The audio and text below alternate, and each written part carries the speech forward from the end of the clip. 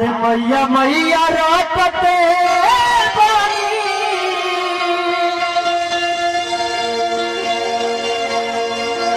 अरे मैया मैया रातते बानी अरे काहे ना आवेलू हो। अच्छा देखिए भैया धमा भैया बार बार कहते हैं जो तू कैसे तुम गए बड़ा हुआ गाना सुनाओ दोनों तीन दिन बार बार के चलो कहने। देखिए वो हमारे कैसे डाइज है एक तो पहाड़ दूजे बाघ के दहाड़ से डर लगेगा।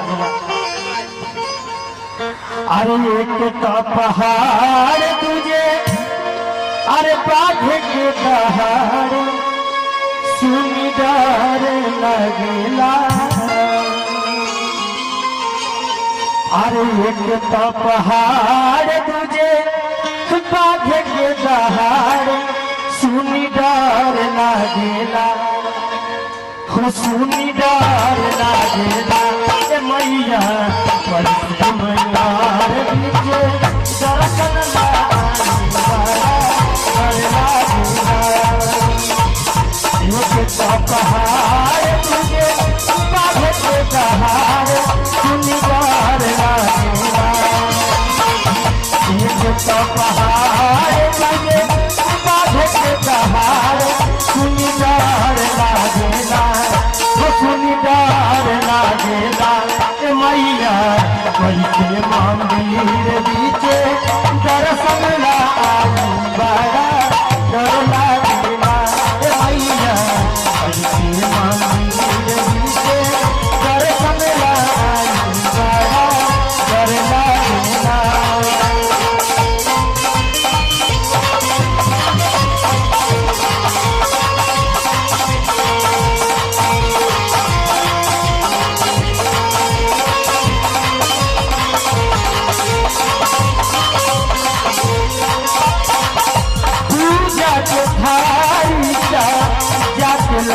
घर से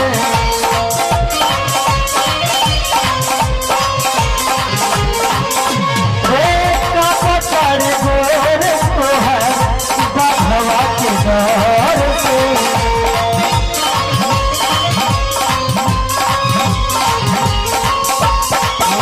पूजा के थारी का जाके लई घर से पकड़ गोर को है बाघवा के घर से।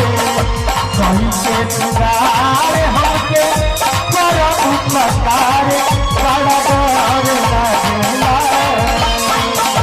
कहीं के सिंगार हमके कर उपकार बड़ा डर लगेला। मैया कैसे मंदिर बीचे दर्शन लाई बड़ा डर लगेला।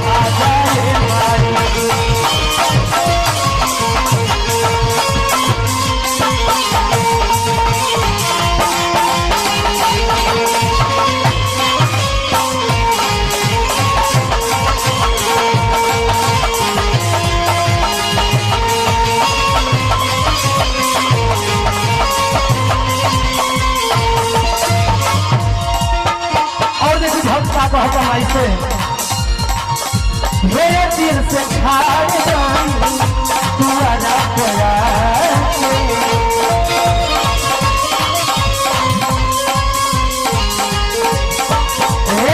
कई दो उपकार मैया दर्शन दिखाए।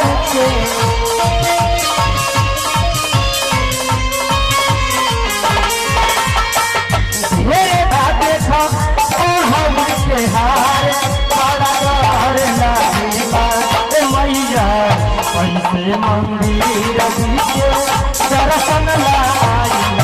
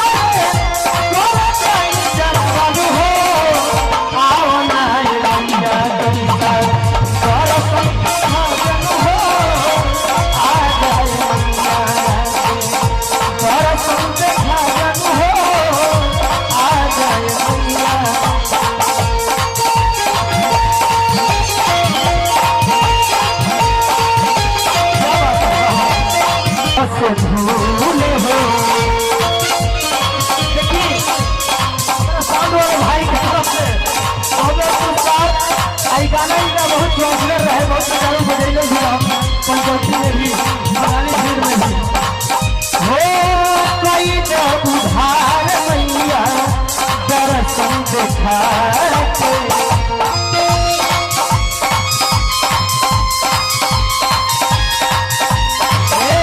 चाहिए धनंजय के धूल हो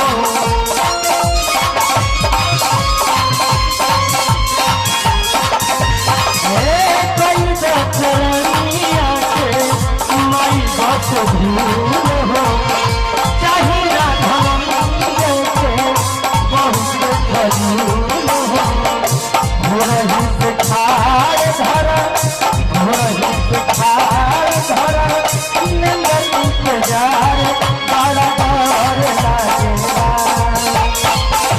और का धर्मेंद्र मैया घोर इंतजार बड़ा डर लागेला बड़ा डर लागेला ए मैया कैसे मानी रवि के दर्शन लागेला डर लागेला ए मैया कैसे मानी रवि के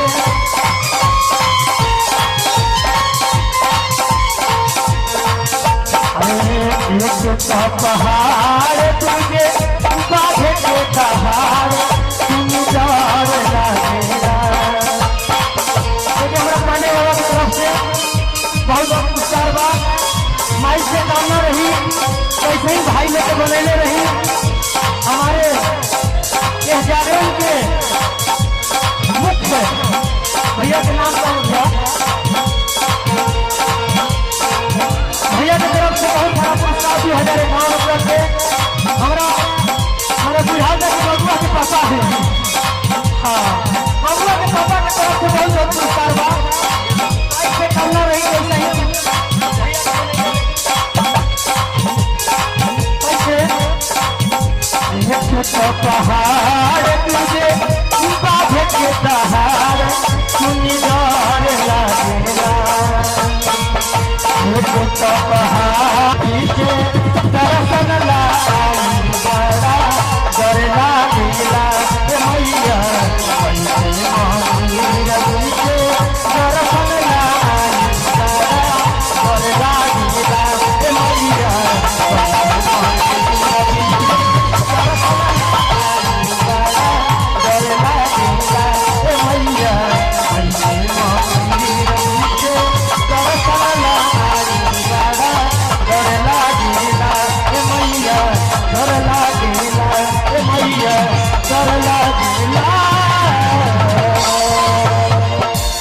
प्रेम से बोल दीजिए शेरावाली मैया की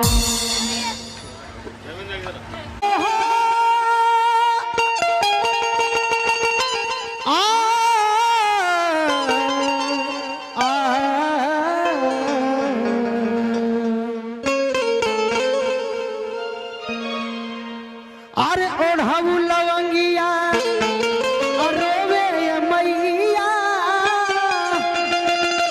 की रोवा तारी सेवा देखिए भैया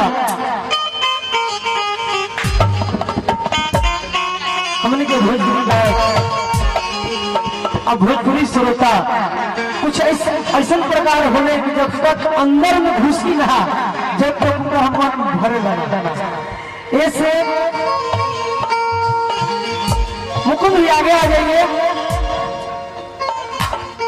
आज हमें के माई की कृपा से माता रानी के जागरण में गावे बजावे का मौका मिला खुशबू भी बहुत सुंदर मिली है इस बात पर एगो भक्त के भाव आ गई अब कैसे माई से कहता छठ मैया के छठ गीत भी है हुई ना छठ गीत लेकिन अभी छठ प्योर छठ